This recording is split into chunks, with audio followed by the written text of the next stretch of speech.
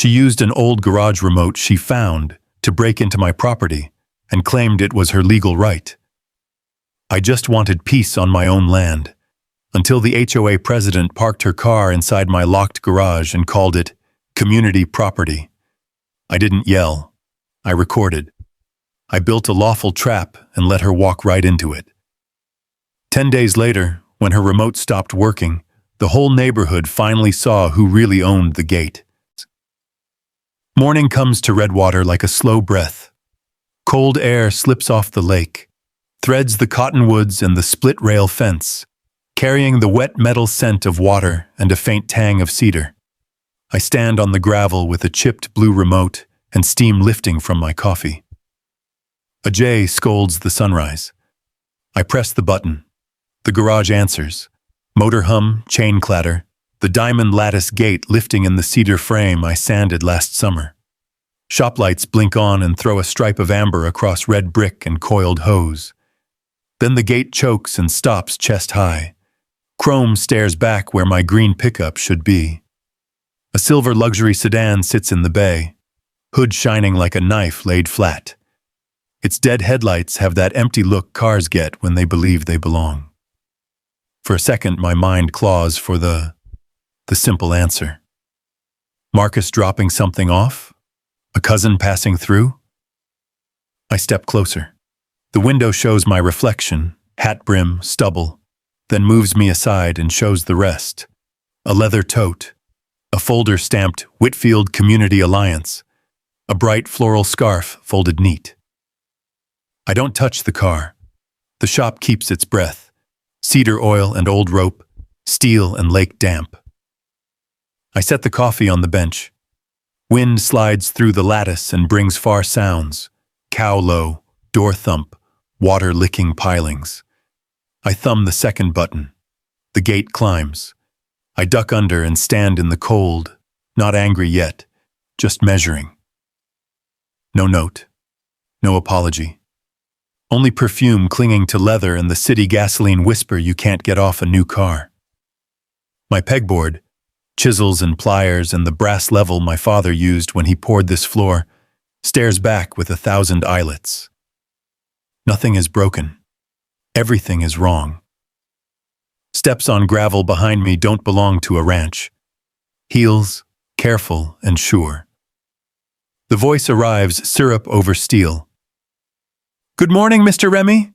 Isn't it nice when community spaces get used? Bethany Whitfield frames herself in the morning as if light worked for her. Blonde hair set into certainty, floral dress made for brochures, a smile that practices in mirrors.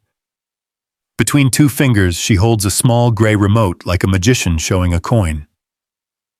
Found the old opener in the previous owner's welcome basket, she says. We never collected it at transfer. Oversight. I'll make a note.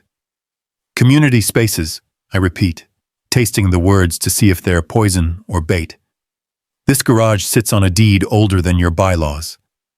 She brightens the smile, which is how a certain kind of person says they didn't hear you. Your spare bay's underused. The HOA is piloting a resource-sharing initiative, neighbors helping neighbors. Your second stall meets criteria for community access. Until the trial concludes, I'll be securing it each morning. Less clutter, more harmony. How'd you open the gate? I ask. She clicks the remote. The lattice twitches and groans. Legacy hardware, she says. Your system never got updated. A risk. You understand compliance, Jake. You used to be an engineer, isn't that right? I rest my palm on the cedar frame. The grain is cool, the way a friend's shoulder is at a funeral. You trespassed. Big word for someone who loves to fence himself in, she answers lightly. Let's not escalate. We're preserving value. That's my job. Her phone glows, thumbs flick. Somewhere down the street an email hatches, the kind that turns a neighbor into a policy. She pats the hood like blessing livestock. You'll get the memo, she says. I've reserved weekdays 8 to 6, weekends as needed for board events. What if I need to haul feed, launch the skiff? You can submit a request form. She crosses to Mrs. Dean's porch where a sign reads, "Be kind." A camera phone lifts. They pose with my shop in the background, like a captured landmark. I let anger float down like sawdust in a beam of light. Shop trick. Let particles settle. Don't breathe deep until the air clears. I pull a legal folder, one Sarah Coleman once told me to keep, and slide the deed out. It smells of basement summers, vinegar, and dust. Names sit on the page like anchors.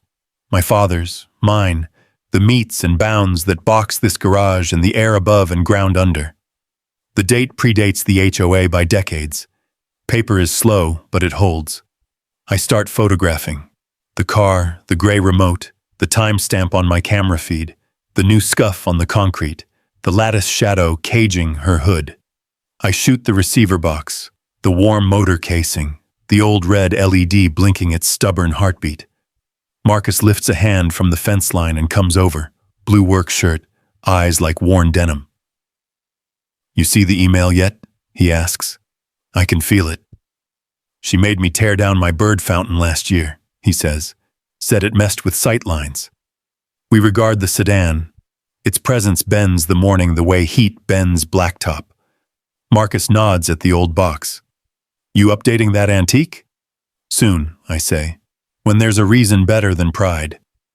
By noon, the subject line shrieks in my inbox. Community resource allocation, garage access pilot. The body leans on words like safety and harmony and stuffs my name into a paragraph about agreement in principle. There's a photo, her floral dress bright against my shadowed shop, my cedar frame cropped like a thing to erase. I print it. Paper lets you underline in pencil. Paper lets you fold a corner and remember. Evening lets go of its heat. Dust hangs and settles. I open the lattice half a body's height and kneel at the receiver housing. 2 screws give. Inside, the old board looks like every compromise men made before they realized strangers would try to live through their walls. "Legacy hardware," she said. She's right. Old things can be a way in. They can be the way out, too. I take notes, part numbers, wire colors, mounting points. I list what a new brain would need and where a lock would live if a chol man wanted the door to obey truth instead of audacity. I mark the times Bethany arrived and left, the gaps between. Patterns a quiet day confesses. Across the road, a screen door slaps. Laughter thins. On the lake, a gust lays silver scales on the water. I set the brass level on the printed memo, then lay the deed on top, weight on weight. My hand settles on the cedar again.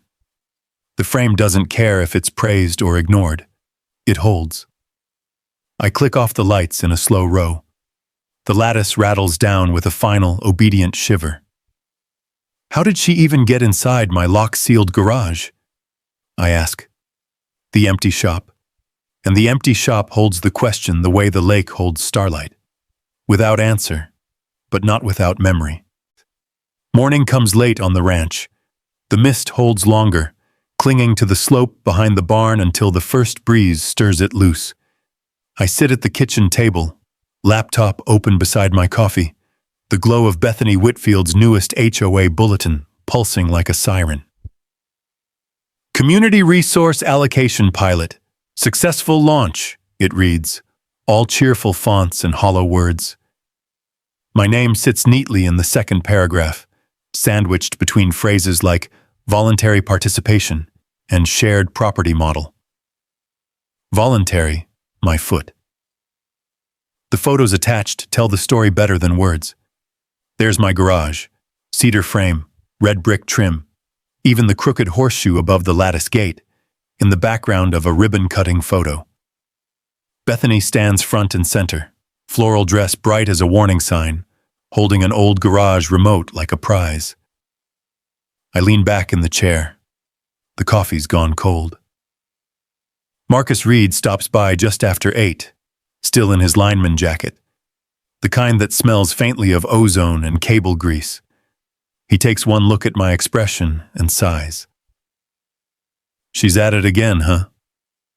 I turn the laptop toward him. He whistles low. That's bold, even for her. She claims the remote gives her access rights, I say. Says it's grandfathered in from the previous owner. Marcus scratches his chin. That old circuit's a Model 72A. Frequency hasn't been secure since the 90s. Half the neighborhood probably opens your gate without meaning to. Then it's time to change the lock, I mutter. He nods, glancing toward the window. Outside, Bethany's silver sedan sits in my drive again, the morning sun sliding along its perfect polish. She's parked there like she owns the horizon. I'd be careful, Marcus says quietly. She's got friends on the board, and you know how the sheriff hates paperwork. Paperwork I can handle. I close the laptop and stand. It's the lies I'm not letting slide. By noon, word has spread. Neighbors pass by slower than usual, eyes flicking toward my driveway like it's a live crime scene. Someone's already posted on the community forum. Resident refuses to cooperate with HOA garage access program. The tone's polite, the phrasing surgical, but the message is clear. Jake Remy's the new villain. I print a copy of the post and tape it beside my tool rack. It'll go with the rest. Screenshots, timestamps, every message she's sent. A digital trail of arrogance. Around 2, the sedan's door slams. Her voice cuts through the still air. Mr. Remy! Bethany stands at the edge of the gravel, phone in hand, that perfect HOA smile stretching tight. You're refusing lawful cooperation again.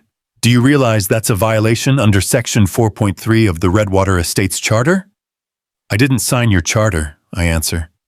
And that section doesn't apply to private ranch parcels. She tilts her head. Private is such a flexible word. The community shares boundaries, utilities, and access. Property lines are interpretive. Not on paper, they're not. I lift a manila folder and let the sunlight flash off the embossed county seal. Got the original deed right here if you'd like to interpret it. Her eyes narrow just enough to betray the hit. Then she recovers, typing on her phone with furious precision. You'll be hearing from our legal committee. Looking forward to it, I say, calm as the lake at dawn. She spins on her heel and walks off, heels crunching on the gravel like brittle bones. Evening, Marcus texts me a photo. It's a screenshot of an HOA email thread. My name again, this time flagged as non-compliant and potentially hostile. Attached is a copy of the same old remote, serial number visible. Marcus added one line in the message. Confirmed. Same frequency as Jake's old system. Possible tampering. I sit at my workbench under the soft hum of the single fluorescent light. The old receiver box lies open before me, its wires like veins exposed. I trace each color, marking where the circuit loops back on itself. The solution comes simple as breathing. Isolate the legacy frequency. Build a patch to trap it. I solder through the quiet, each spark reflecting in the window where the last of daylight fades. By midnight, the new code hums steady.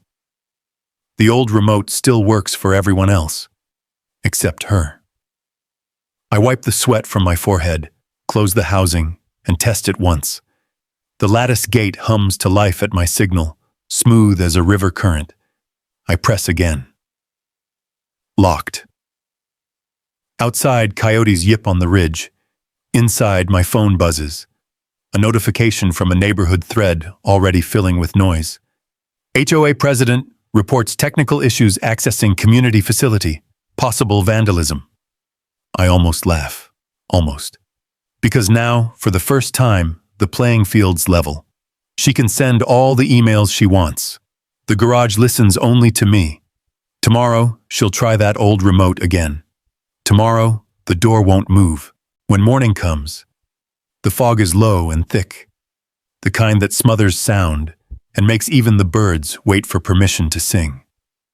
I sip my coffee on the porch and watch the silver sedan crawl down the road. Right on schedule.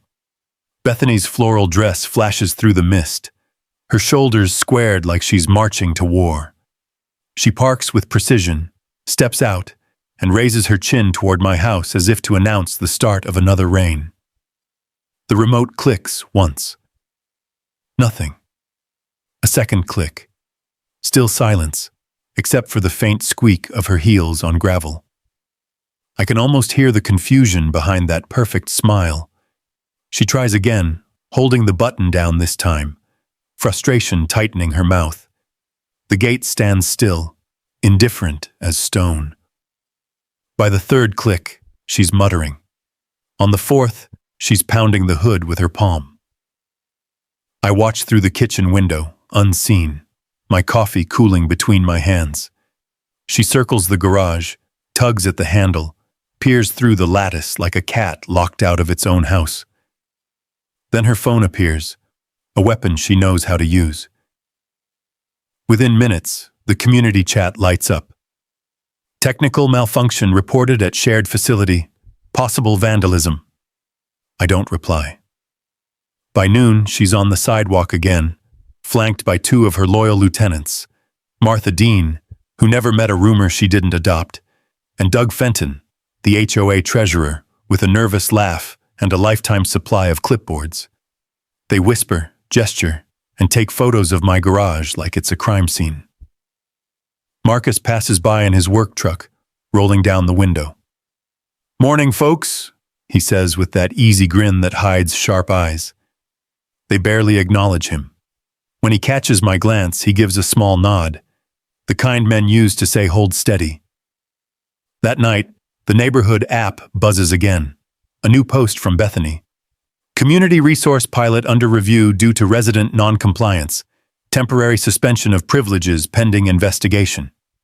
Privileges. That word again. I turn off my phone. The next few days stretch long and strange. Bethany starts hosting community meetings right in my driveway, pointing toward my garage as if it's a prop for her sermon. Her voice carries across the fence, smooth, confident, calculated. I hear phrases like shared equity, collective good, and the one that makes my skin crawl, educational example. Each word drifts into my yard like smoke from a burning field. On the third evening, I finally step outside. She's standing under the streetlight, clipboard pressed against her chest. "Mr. Remy," she calls, "we need to discuss your ongoing resistance." "Resistance?" I echo. "You make it sound like a rebellion." "If the shoe fits," she says. The smile's still there, but her eyes have cooled. "You're violating HOA Article 5, Community Harmony Clause." "Community harmony," I repeat slowly. "That's not law, Bethany. That's poetry." She straightens. "I'm documenting this conversation." "Then write this down," I say quietly. "Trespassing is still trespassing, no matter how you decorate it." Something in her face twitches. She doesn't like being reminded that I know the difference between bylaws and property law. "You'll regret making this difficult," she says finally, turning away. "I'm counting on it," I call after her. She doesn't answer, just strides back to her car. The taillights flash red once before disappearing into the fog. When silence returns, it's heavier than before. Only the steady chirp of crickets and the low hum of my garage system fill the night. I walk up to the lattice, resting my hand on the cool metal. It hums softly beneath my palm, the smart lock alive, loyal, patient. Across the fence, Marcus's porch light flicks on. He steps out, cigarette ember glowing in the dark. "She's gathering signatures," he says quietly, "trying to push a motion to fine you for obstruction." I chuckle dryly. "She'll have to find a clause for private land first." He takes a drag, exhales smoke that twists like thread in the moonlight. "You thinking of fighting back?" "Not yet," I say. "First, I'm going to let her think she's winning." Over the next week, Bethany doubles down. Flyers appear in mailboxes, accusing me of hoarding community assets. She holds another garage awareness event, this time complete with folding chairs, cookies, and a banner that reads, "Together we share." I watch from my workshop, camera feeds rolling silently on my laptop. Each angle captures her arrogance from a different view, her pointing finger, her hand resting on my property, her voice echoing phrases about responsibility and order. Every word becomes evidence, every gesture, a confession. When the crowd finally leaves and the night deepens, I close my laptop and pour a glass of rye. The wind moves through the cottonwoods with a restless whisper, like the land itself trying to warn me. I look at the gate one more time. Tomorrow, I tell myself, it's time to start the next phase. Because you can't teach someone like Bethany about boundaries. You have to show them where they end. The morning comes with a thin line of red crawling up the horizon, painting the ranch in quiet fire. Dew sparkles on the fence rails, each drop trembling before it falls. I open the workshop door and breathe in that mix of oil, cedar, and cold metal, the smell of work waiting to happen. On the workbench sits a spread of parts, a smart lock control board, a relay module, and an unmarked black box, small enough to hide in the palm of my hand. I trace my fingers along the diagram I drew last night, the loops of wire like veins in a living plan. Each connection means something, a layer of control, a safety against people who think paper makes power. I spend the morning wiring the circuit, solder tip whispering against the metal. The air fills with the sharp tang of flux and a faint curl of smoke. Outside, crows heckle one another from the cottonwoods, as if keeping score of human foolishness. Around noon, Marcus shows up with 2 sandwiches and that same wary look he gets before a storm. "You're up early for a man at peace," he says, handing me one. "I'm building something better than peace," I tell him, a line that can't be crossed. He sets his coffee on the bench, leans in, watching as I slide the relay into place. "This for the gate?" "For her," I say quietly, "but she won't know it." He studies the mess of wires, nodding slowly. "You sure you want to poke that bear?" "She's already in my den," I answer. "I'm just closing the door." He chuckles, shakes his head, and takes a bite of his sandwich. "You ever think maybe you miss your engineering days a little too much?" "Maybe," I say, tightening the last screw. "But it's nice to build something that still listens." By sunset, the system is ready. The new lock hums with soft intelligence, a hybrid between old machinery and quiet revenge. It's connected to my phone, secure and invisible. From the outside, the garage looks unchanged. The same red brick, the same cedar frame. But inside the walls, the code counts seconds toward a moment no one but me can see coming. I test it once. The gate opens smoothly, motor humming steady. I press again, and it closes with a satisfying click, sealing the air. The new system runs a self-check on my screen. Cycle 1 complete. Lockdown timer ready. I smile. Perfect. That night, the valley glows under a sliver of moon.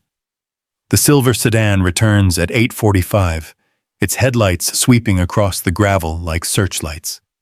Bethany steps out, clipboard in hand, the queen inspecting her conquered land. She tries the remote again, 1 click, 2. The gate lifts obediently, just like before. She doesn't notice the subtle change, the small green diode blinking beneath the receiver. She drives in as though the earth itself owed her space. I watch from the porch, hidden in the dark. She parks, gets out, and begins rearranging things, moving my sawhorses, stacking crates like she's building her own office. Her voice carries through the still air, humming to herself, full of smug contentment. For a moment, I let anger pass through me like wind through reeds. Then I breathe it out. Patience is better than fury. The timer starts when she leaves. 7 days. 7 days of borrowed space. On the 8th, the door will seal and stay sealed until I return. The next morning, I wake early, pack a duffel bag, and write a short email. The words are careful, almost meek. Dear Ms. Whitfield, you were right. I've been uncooperative and unfair about the garage. I'm leaving for a trip to clear my head. Please use the space while I'm away. Maybe when I get back, I'll understand community a little better. Jake, I hit send and watch the little whoosh animation disappear. Within minutes, replies start flooding in. Neighbors congratulating her for bringing harmony back to Redwater. Screenshots of her boasting about leadership appear in the community chat. Someone even posts a picture of her smiling beside my garage, hand on the handle like she's blessing it. Marcus texts me, "You're really letting her use it?" For a while, I reply, "Don't worry, it's temporary." He doesn't answer, but I can picture him shaking his head, muttering that I've lost my mind. Maybe he's half right. By late afternoon, I'm tightening the last bolts on the lock system's control housing, securing it behind a false panel. The device hums to life, small LED blinking like a heartbeat. Bethany arrives again just as the sun begins to fall behind the ridge. She's got company this time. Martha Dean and a few curious neighbors trailing like servants. They carry folding chairs, notepads, and one bright banner that reads, "Community Resource Workshop." I watch through the shop window as she opens my garage and waves them in, laughter spilling out like perfume. They're clapping for her now, hanging paper lanterns, setting out cookies on my workbench. My tools gleam under their borrowed light, and for a moment I almost laugh at the absurdity of it. They think they've taken something from me. But the land knows who owns it. So does the lock. The night grows deeper, crickets singing under a bruised sky. I pour a whiskey, lean against the railing, and listen to the muffled music coming from inside my garage. Every so often, Bethany's voice rises over the noise, words like compliance, unity, and discipline. I take a slow sip, the glass cool against my palm. 7 days, I think. Then the lesson begins. The next morning, I'm already on the road before dawn. My pickup rolling past the fence line, where the mist still clings low to the sagebrush. The air smells like rain that hasn't quite decided to fall. Redwater County is quiet this time of year. Quiet enough that a man can leave and let time work the way it used to, slow and unbothered. By mid-morning, the highway cuts between long stretches of pasture and pine, the kind of landscape that reminds you why people used to build here. Space enough to breathe, distance enough to think. My destination sits beyond the next ridge, a cabin I built years ago near the Absaroka Range, tucked between birch and rock, where the lake sits cold and still as a secret. When I arrive, I step out and listen. The silence isn't empty. It's layered. Wind through dry needles, a raven's cry, the slow lap of water against stone. I unlock the door, dust motes spiraling through the air like memory. The place smells faintly of cedar, old paper, and the life I once had before neighbors came with rules instead of handshakes. Inside, I light the small stove, pour coffee thick as oil, and check my phone signal. It's weak but steady enough to reach the security feed. On the screen, the ranch appears just as I left it. The silver sedan gleams in the morning sun, Bethany's little empire parked right where she believes it belongs. My camera catches her entering the garage, humming to herself, carrying a box of decorations. She sets up a folding table near my workbench and starts arranging stacks of papers, each one stamped with the HOA seal. The absurdity makes me grin. I'm sitting 500 miles away, looking at a woman who thinks she's conquered a space she's already lost.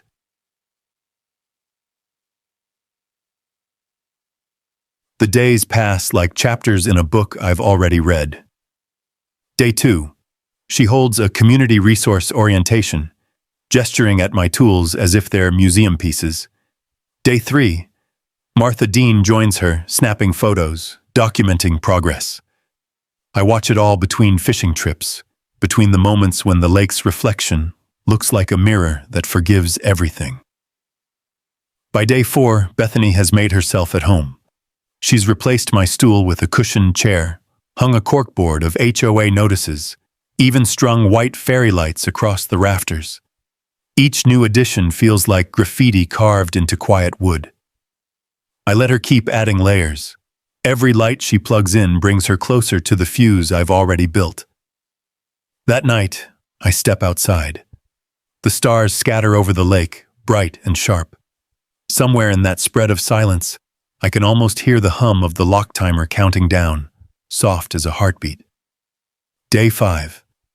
A neighbor from the video feed, Mr. Walters, the retired vet, stops by the garage. He lingers at the doorway, his face caught between politeness and disbelief. Bethany talks to him with that rehearsed patience of hers, hands sweeping in grand circles.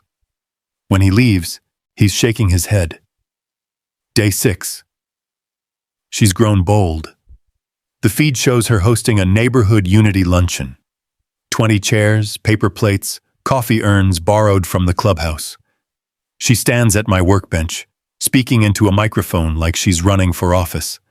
Her words drift through the camera audio. This is what leadership looks like, using idle space for community good. A round of applause follows, then laughter, then silence when she mentions my name. I watch the moment her expression stiffens, the way she pushes the topic aside, pretending not to hear her own slip.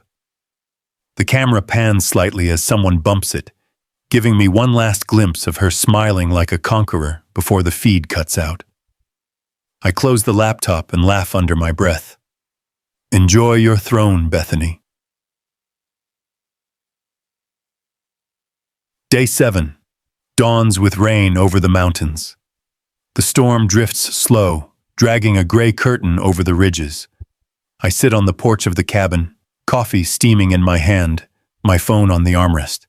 The timer app glows faintly. 7 days completed, 0 hours remaining. The system engages at 9 o'clock a.m. sharp, Montana time. The feed reconnects automatically.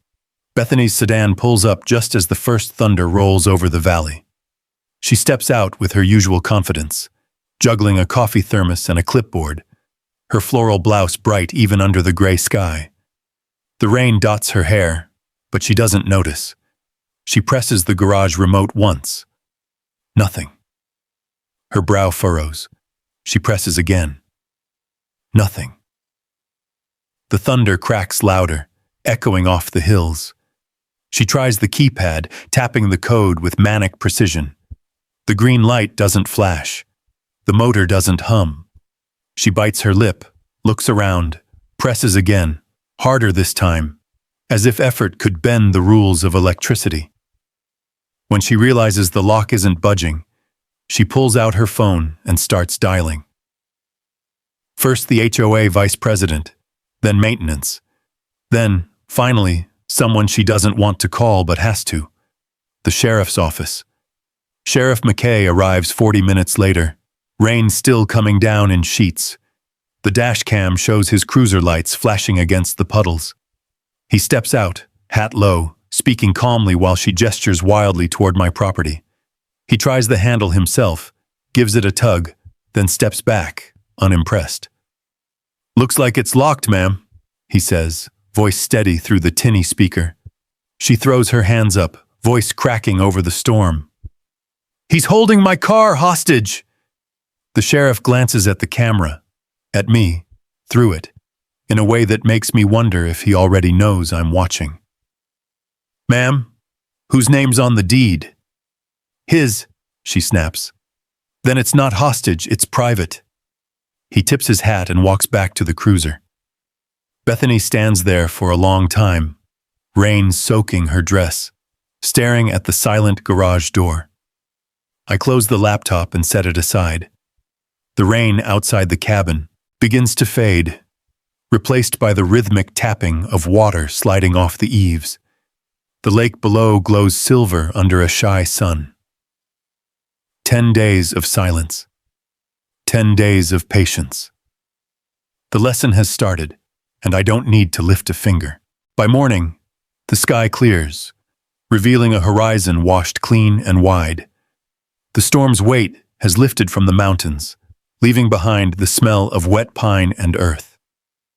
I sit on the porch, coffee in hand, phone on the table beside me. Every so often, I refresh the live feed, not out of impatience but curiosity, the kind that keeps a man awake at night. Bethany's silver sedan hasn't moved. It sits in my driveway like a monument to arrogance, speckled now with rain spots and streaks of pollen. I watch her pacing before it, hair tied back, phone pressed tight against her ear. The sound comes through the feed in fragments, half sentences, clipped frustration. Yes, I've already called. No, the police said it's private property. Of course it's an emergency. Her voice echoes off the garage walls, distorted by the microphone, then vanishes in static. I take a slow sip and smile. The storm may have passed here, but down in Redwater Estates, it's only just begun. By midday, the HOA chat is alive with noise. Screenshots from my camera system show each post popping up like sparks in dry grass. Community access compromised. President Whitfield locked out of Resource Hub. Resident refuses cooperation. The comments split down the middle. Half the neighbors defend her, parroting the same buzzwords about unity and shared property. The other half stay silent, or worse, send quiet emojis of popcorn. Marcus texts me around 2. You seeing this circus? She's called 3 locksmiths already. The last one told her to get a warrant. I send back a single word. Perfect. By late afternoon, Sheriff McKay pays her another visit.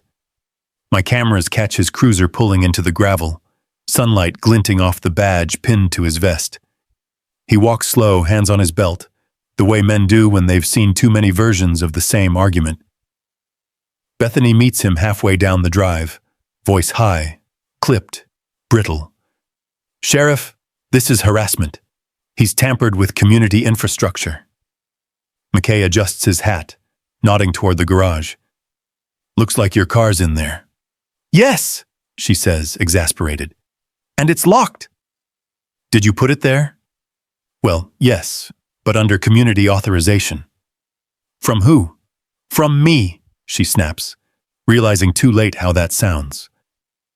McKay scratches the back of his neck, glancing at the camera above the gate. Ma'am, I can't compel him to unlock his own property. Her face reddens. Then what good are you? He doesn't answer right away.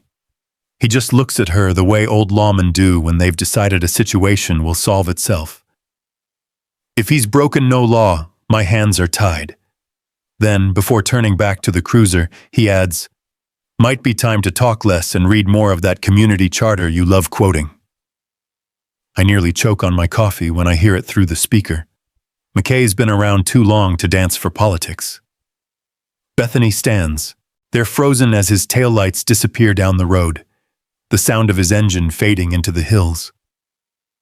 Evening settles over Redwater Estates with a kind of exhausted stillness. My cameras pick up the long shadows stretching across the lawns, the puddles drying in uneven patches. Neighbors pass by her house pretending not to look, but they do. Every one of them sneaks a glance at the president pacing in front of a locked door she can't open. At 7:12 p.m., Martha Dean arrives, her red blazer flapping like a warning flag. She carries a binder under one arm, full of HOA bylaws that might as well be fairy tales for all the good they'll do her. They speak in sharp whispers. Martha gestures wildly toward my garage. Bethany gesticulates back toward the neighborhood. 2 generals arguing over a battle that's already lost. Then comes the shouting. The microphones catch it clean. Bethany accusing Martha of leaking internal emails. Martha firing back that she never signed up to be part of this embarrassment. For a full minute, they circle each other, 2 birds pecking at a mirror. Then Martha storms off, heels clicking down the driveway. Bethany's left alone in the falling dusk, the only sound her phone buzzing with unanswered calls. I sit on the porch of my cabin long after the sun dips behind the ridge. The lake lies still and dark, the first stars beginning to appear like quiet witnesses. The phone buzzes once more, a message from Marcus. You've made the front page of the HOA forum. Garage incident escalates. President demands emergency meeting. I laugh softly to myself. Let her meet. The lock won't care. Thunder grumbles again far off in the mountains, a low rumble that feels like the land itself clearing its throat. I close my eyes and listen, the water lapping at the rocks, the faint hiss of wind through the pines, and beneath it all, the hum of a countdown already finished. Down in Redwater, Bethany stands in front of my garage, tapping the remote over and over, each click echoing like a heartbeat that refuses to answer. Patience has always been my sharpest tool, and tonight, it's cutting perfectly. Morning breaks soft over the Absaroka Ridge, light sifting through fog like dust through water. I've packed my things, the cabin swept clean except for the faint smell of cedar smoke that clings to my jacket. My truck hums steady as I roll back toward the valley. 10 days of quiet are behind me, and now it's time to let the noise do its work. The phone buzzes halfway down the pass. Marcus's name flashes on the screen. She's losing it, he says before I can even greet him. Called an emergency HOA board meeting last night. Claimed you're in violation of something called community equity retention. None of us have ever heard of that clause. Because it doesn't exist, I reply, keeping one eye on the winding road. But she's desperate enough to invent one. She's threatening to fine you daily until you restore access.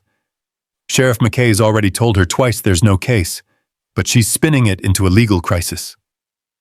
Then it's time to hand her the truth, I say, voice calm, deliberate. Send her what I emailed you. Marcus whistles low. You mean the deed? And the footage, I confirm. He chuckles. This is gonna sting. By noon, I'm back on my property. The garage looks the same from the road. Cedar frame, red brick. Not a hint of the storm it's weathered. The gate stays locked, quiet as a secret. My boots sink into the damp gravel as I walk up the drive. Bethany's sedan still sits there, untouched. The paint has dulled from sun and rain, the once proud chrome handle streaked with dirt. It's amazing what stillness does to things that were built to move. The neighborhood feels different now. Curtains twitch when I pass. Dogs bark from porches where they used to stay quiet. People know, and they're waiting to see who blinks first. Marcus meets me at the fence line, holding a manila envelope. Inside, the printed deed and a USB drive. Every recorded moment of Bethany's leadership. She's called the county office twice this morning, he says. Tried to get them to declare your parcel part of the HOA jurisdiction. I take the envelope. And? The clerk pulled the plat maps. Turns out your land was never annexed. You're technically outside the HOA boundary by 28 feet. I smile. 28 feet of freedom. We walk to the porch where the mailbox stands. Oak post, brass latch, the kind of thing nobody notices until it matters. I slip the envelope inside, then tap the phone app. A soft click echoes from the garage. The timer's done its job. The door will open now, but only for me. Bethany's voice cuts through the stillness before I can turn around. Don't you dare touch that door! She's storming down the street, clipboard in hand, heels digging into the gravel. Behind her trails Martha Dean, looking less like an ally and more like someone caught in a sinking boat. Morning, Bethany, I say, polite as church. You look rested. Do not patronize me, she hisses. You've committed property interference, emotional distress, and trespass, I finish for her. Yes, I remember. That's what you called it when I asked you to leave my garage the first time. Her eyes flicker. This is bigger than you, Mr. Remy. You think you can undermine the HOA? You can't fight the system. I open the mailbox, retrieve the envelope, and hand it to her. You might want to read this before you speak for the system again. She hesitates, suspicious. Then she tears it open, scanning the first page. Her lips move silently through the legal phrasing until her face drains of color. What is this? The county deed, original filing, dated 32 years before Redwater Estates was even established. She flips to the next page, slower now. This doesn't mean... It means, I interrupt, that my property is sovereign land, not under HOA jurisdiction, not subject to your bylaws. And everything you've done, emails, meetings, those fines you tried to issue, is null. Martha steps closer, peering over Bethany's shoulder. He's right, she murmurs. The survey map stops short of his creek line. We extended the boundary years later, but it was never filed properly.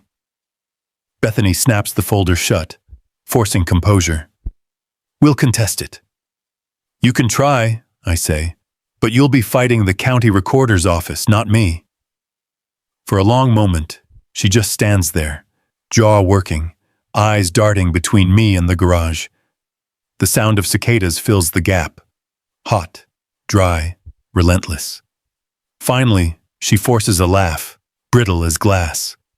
You think this proves anything? You're still a blight on this community.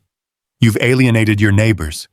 When this is over, you'll wish you'd cooperated. I nod slowly. Maybe, but I'd rather be alone on my land than surrounded by people who mistake control for community. Bethany turns sharply, striding back toward her house, the envelope clutched so tight her knuckles whiten. Martha lingers a moment longer, then looks at me with a kind of tired sympathy. For what it's worth, she says, I think she's lost the plot. And maybe you taught her something. Maybe, I say, watching the sunlight catch the dust in the air. But lessons only work if people want to learn.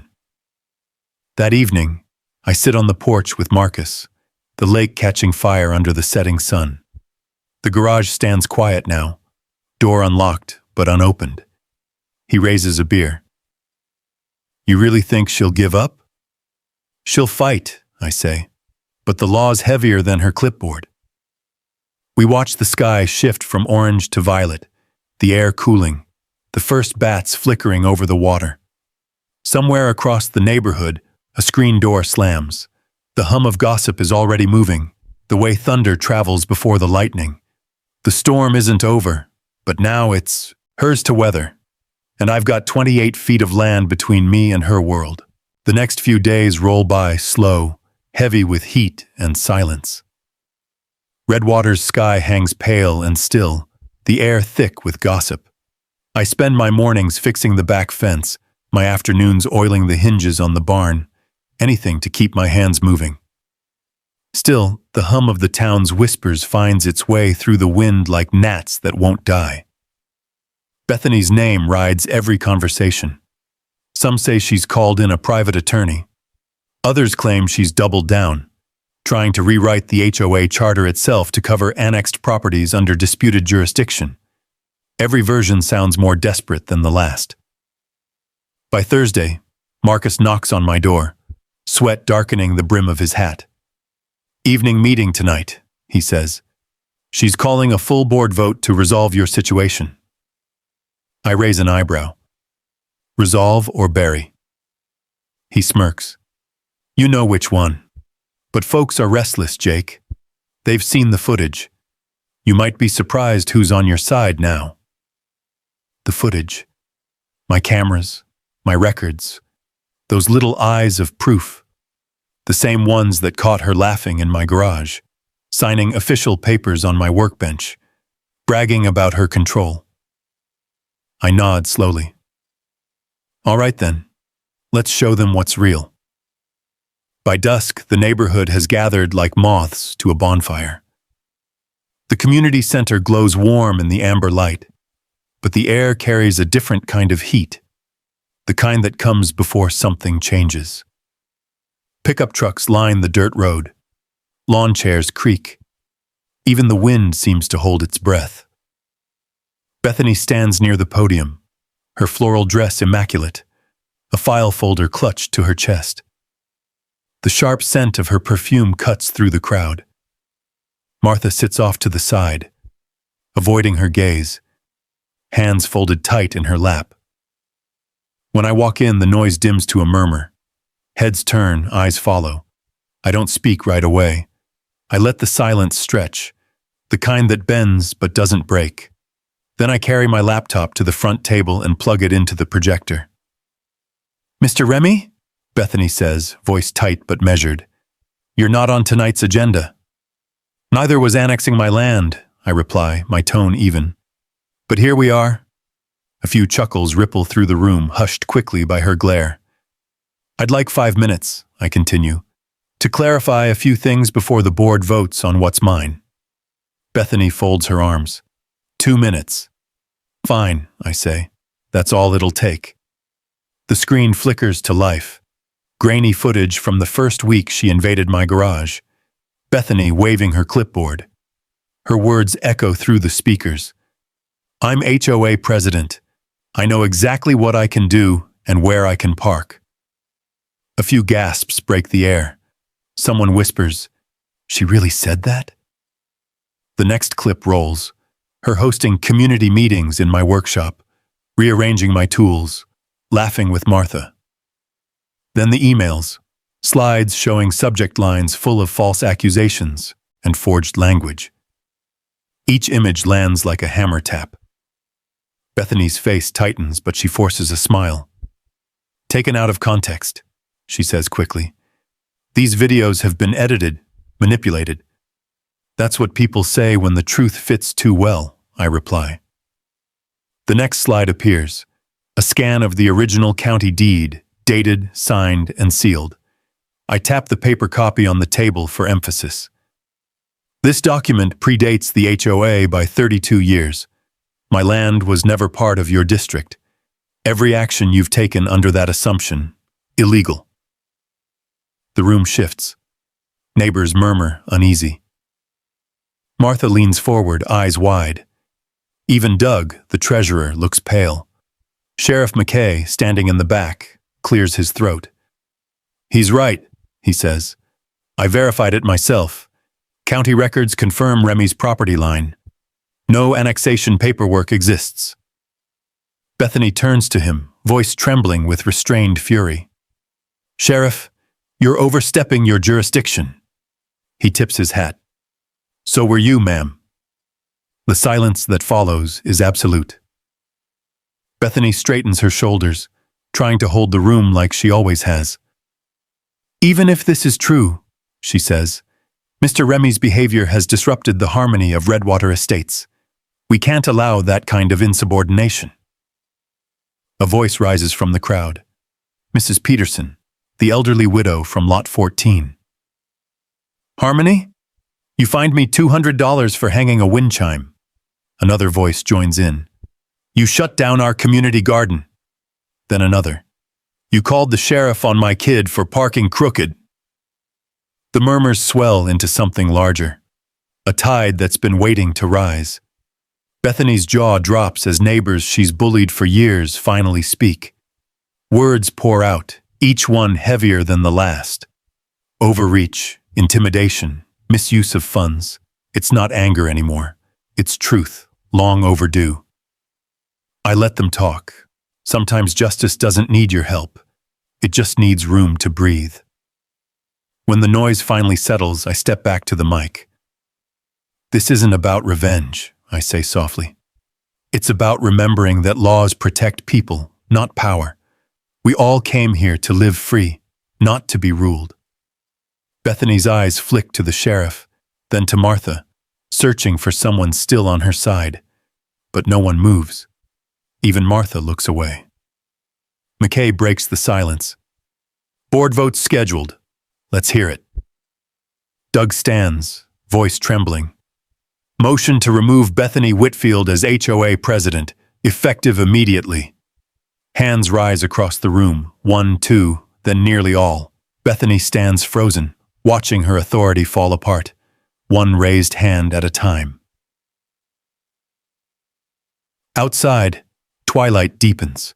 I walk out into the open air, the crickets starting their nightly song. The crowd trickles behind me, their voices softer now, lighter somehow. Marcus joins me near the fence, eyes on the horizon burning gold behind the ridge.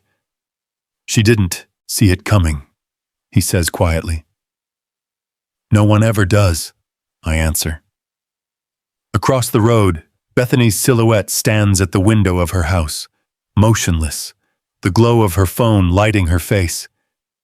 For a moment, I almost feel sorry for her. Almost. Because she built her empire on borrowed land, and tonight, the land remembered who it belongs to. The next morning, Redwater feels lighter. The air carries that strange kind of calm that follows a long, hard storm. For the first time in months, birds return to the fence posts. They sing over the hum of sprinklers and the distant sound of someone mowing their lawn. Life, as it turns out, always finds a way to move on, except for those who refuse to. Bethany Whitfield isn't ready to move on. By noon, she's already sent a flurry of emails to the HOA board, demanding an emergency reinstatement review. Word spreads faster than wildfire across the neighborhood chat groups. Every message sounds the same, half outrage, half desperation. But her grip on the town has slipped. People she once scolded now ignore her. Those she fined for aesthetic violations walk by her house without a nod. Even Martha, her longest-standing ally, hasn't been seen since the vote. I spend the afternoon cleaning the garage, the same garage that started all this. The smell of motor oil and cedar shavings feels like peace. I sweep away the last traces of her presence, the stray pushpin, the paper lantern wire that hung too low, the faint perfume still clinging to the air. When I finish, I stand at the doorway and watch the light spill in golden bands across the floor. Dust dances through it, weightless and quiet. That's when Marcus pulls into the drive. He climbs out of his truck holding a folded piece of paper, the county seal stamped at the top. "Hot off the press," he says, handing it to me. The notice reads, "Redwater Estates Homeowners Association. Leadership change filed and accepted." It's signed by every remaining board member. Below that, a second document. Resolution 24-9B, censure of former President Bethany Whitfield for abuse of office and misrepresentation of authority. I fold the papers once, set them on my workbench, and exhale. "So it's official," I say. "She's done." Marcus grins. "You should have seen her face when the county courier dropped off the paperwork. Whole neighborhood was watching." "She's still fighting it?" He nods toward the road. "More like flailing. Last night she called Channel 7 News, said she's been the victim of a vindictive property trap. Reporters supposed to be coming today." I laugh softly. Of course she did.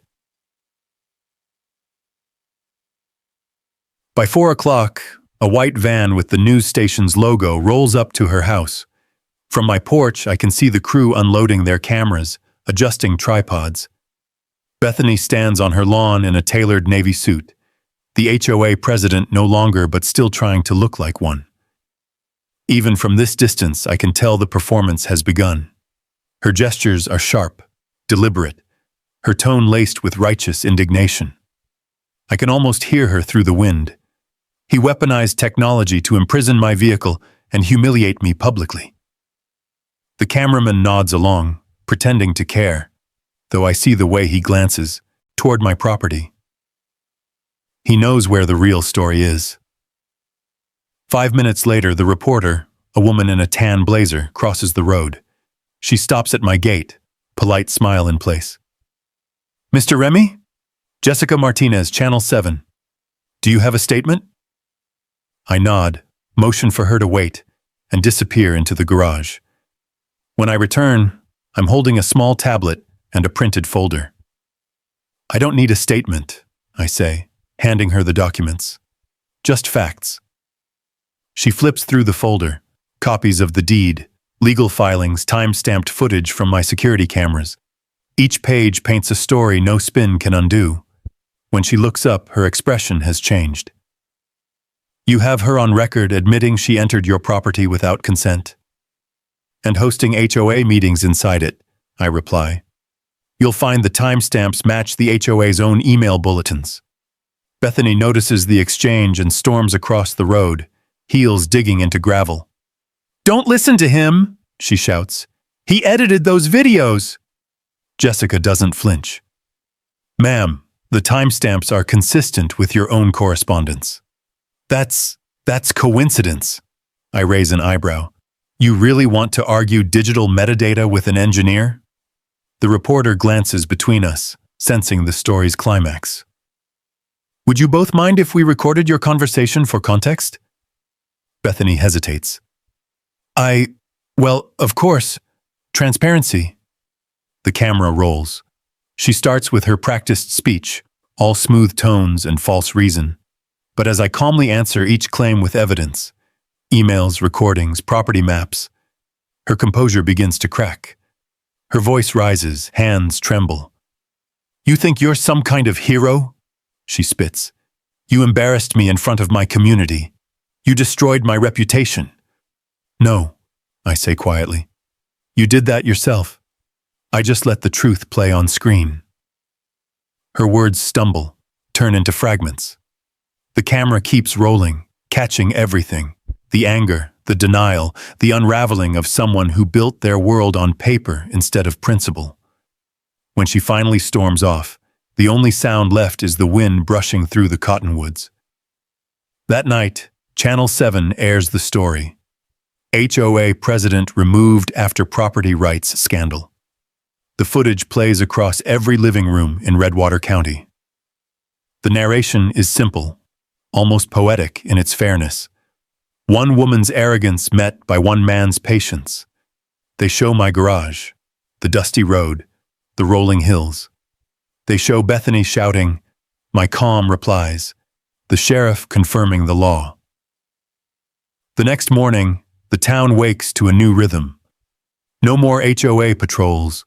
No more fines tucked under windshields. No more late-night meetings disguised as community initiatives. When I walk to the mailbox, neighbors wave again. Some offer a handshake. Others simply nod, relief written across their faces. From across the street, Bethany's house sits quiet. The blinds are drawn, the lawn untrimmed. Her silver sedan is gone. Inside the mailbox, a single letter waits. No return address. Just my name typed neatly on the envelope. I tear it open. Inside, one sentence written in precise, familiar handwriting. You didn't just win. You reminded them what home means. No signature, but I don't need one. I know it's from Martha. I fold the note carefully and slip it between the pages of the old deed. Because some papers belong to history, and some deserve to stay close to the heart. The following week unfolds like a sunrise after a long storm. The air feels different, cleaner, lighter, touched by a kind of quiet gratitude that only comes when people realize how close they came to losing something they took for granted. Redwater, for the first time in years, sounds alive again. Kids play on the sidewalks. Dogs run the fences without someone waving a clipboard. The word fine has turned back into something you say when someone asks how you're doing. I spend my mornings by the lake, mending a section of dock that's been half sunk since spring. The boards are warped, the bolts rusted, but the rhythm of fixing them feels good.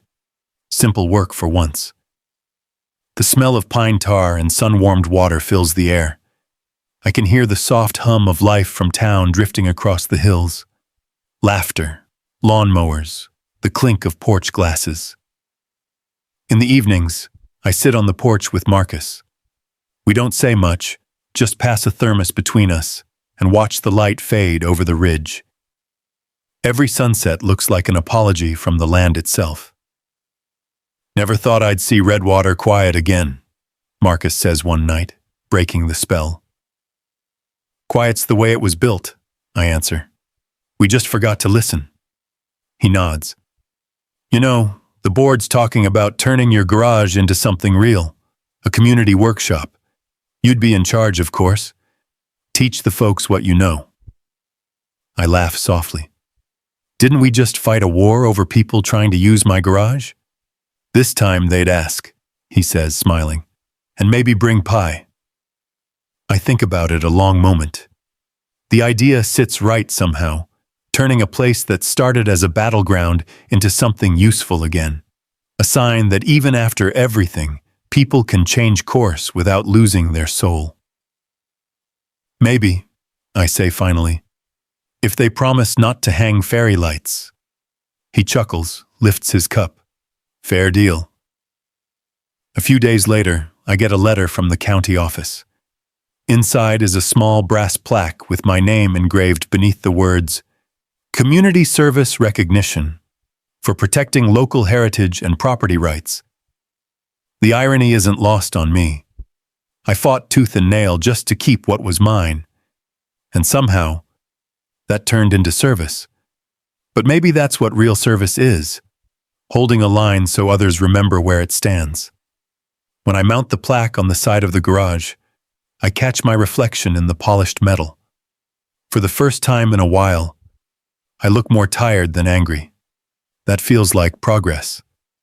Sarah Coleman drives up the next morning in her dusty blue SUV, stepping out with her usual stack of papers and that calm lawyer's smile that's half reassurance, half warning. "You did good, Jake," she says, handing me a final file.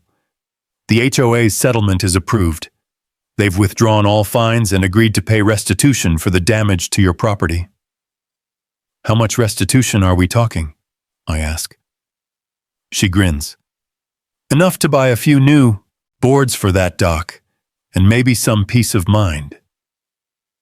I sign the papers, shake her hand, and watch her drive off toward town. The dust her tires kick up glows golden in the morning sun. For a moment, I think about Bethany Whitfield. No one's seen her since the news story aired. Word is, she sold her house and left Redwater for good. The HOA replaced her with Marcus as interim president, a man who's allergic to meetings and believes coffee on a porch can solve more than a conference room ever could. Some endings come loud and messy. Hers came with a silence she created herself. By late summer, the garage has changed again. The workbench shines from fresh polish. A new pegboard hangs where her corkboard once did, holding the right kind of tools this time. Hammers, saws, wrenches, things meant to build instead of bully. Every Saturday, neighbors stop by. Some bring projects, others just stories. We fix more than machines in that little space. The first time a kid from down the road brings his broken bike, I help him patch the chain and adjust the brakes. When he rides away, whooping across the gravel, I realize something I hadn't in months. It's possible to win and still stay kind. When I close the door that evening, the lock hums softly, a sound no longer meant for defense, just habit. The sun slides low, washing the hills in orange light. I walk down to the lake where the air smells of wild mint and wet clay. The reflection shivers under a soft breeze, the kind that cools you from the inside out. I think about all that's happened, the trespass, the lies, the papers, the long wait for justice. It all feels distant now, like a story I once read and nearly forgot. The truth is, the land doesn't hold grudges. It just waits for balance. I pick up a flat stone and skip it across the surface. Each bounce leaves a ripple spreading wider and wider until it disappears into calm again. Behind me, the garage light flickers on, casting a golden rectangle across the yard. For the first time, that sight doesn't remind me of intrusion. It feels like invitation. The gate creaks open with a long sigh of hinges, and I leave it that way. Because not every boundary is meant to stay closed. And sometimes, the best kind of revenge is peace. If you've ever stood your ground for what's right, you know peace doesn't come from fighting. It comes from holding steady. Drop a simple yes if you'd have done the same, or type justice if you've ever tangled with an HOA yourself. And if stories like this remind you why standing firm still matters, stick around. Hit subscribe and ride with us for the next tale of land, law, and quiet revenge.